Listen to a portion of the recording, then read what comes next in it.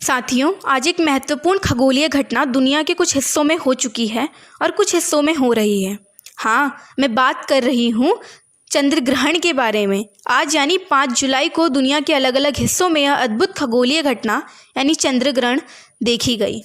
दुर्भाग्यवश हम भारतीय दिन में यह घटना होने के कारण इसे नहीं देख पाए, लेकिन यूरोप, अफ्रीका और अमेरिकन महाद्वीप के कुछ हिस्सों में इसे देखा गया। आपको पता है, इस साल यानी 2020 में होने वाला यह तीसरा चंद्र ग्रहण है।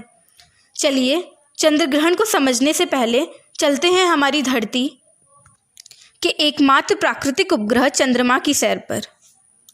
अक्सर रात को हम खुले आसमान को देखा करते हैं, चमकता चांद और टिमटिमाते तारे।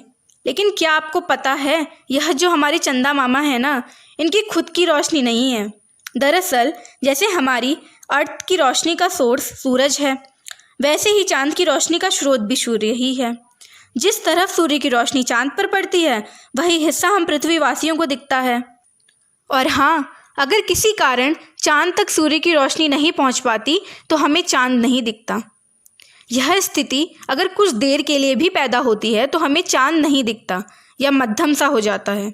यही तो वह खगोलीय स्थिति है, या कहें सेलेस्टियल सिचुएशन है, जिसे हम चंद्र ग्रहण के नाम से जानते हैं।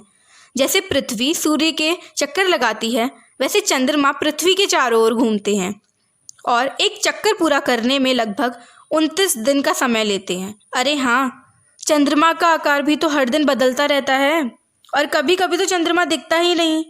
दरअसल चांद अपना आकार नहीं बदलता, लेकिन चंद्रमा स्थिर नहीं है बल्कि मूवेबल है, इसलिए उसकी गति सूर्य की तरह एक सी नहीं दिखाई देती। चंद्रमा के जिस भाग में रोशनी पड़ती है वही भाग हमें दिखता है। मून अपनी एक्सिस में टिल्टेड है, यानी कुछ झुका हुआ है। चंद्रमा की कलाओं के अनुसार महीने को 2 हिस्सों में बांटा जाता है, कृष्ण पक्ष और शुक्ल पक्ष। पूर्णिमा और अमावस्या यानी फुल मून से न्यू मून तक के समय को कृष्ण पक्ष कहा जाता है।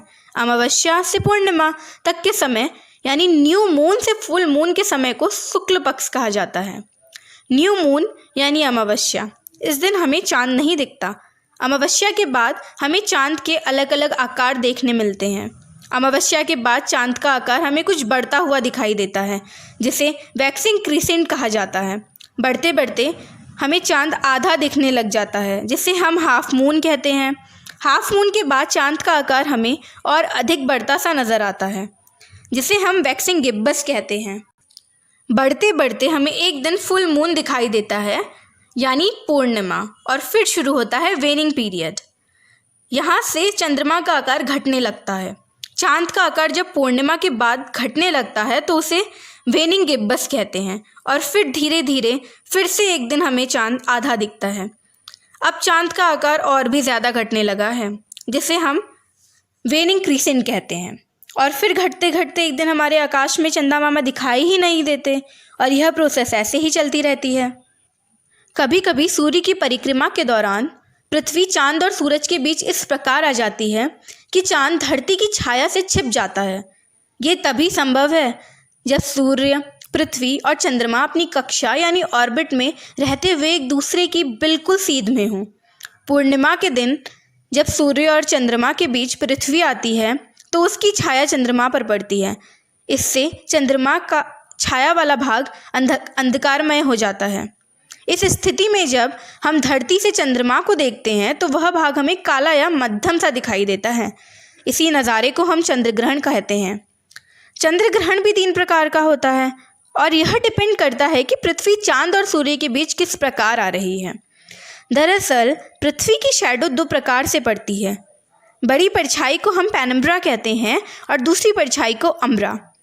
जब सूर्य, चंद्रमा और चांद परफेक्ट अलाइनमेंट में होते हैं, या कहें एक सीधी रेखा में होते हैं, तो तब मून पर अर्थ की अम्ब्रेल शैडो पड़ती है, और इस खगोलीय स्थिति में पूर्ण रूप से चंद्र ग्रहण होता है, यानी टोटल ल्यूनर एक्लिप्स होता है।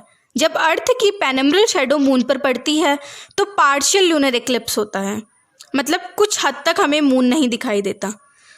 जब मून का आधा हिस्सा पेनम्ब्रा यानी अर्थ की परछाई से ढक जाता है, यह ग्रहण पेनम्ब्रल ल्यूनर एक्लिप्स कहलाता है। आज का यह ग्रहण भी पेनम्ब्रल ही है। इसे प्रचलित धारणाओं के बारे में आपको अगले हिस्से में साथ ही रिया बताएंगी। Thank you.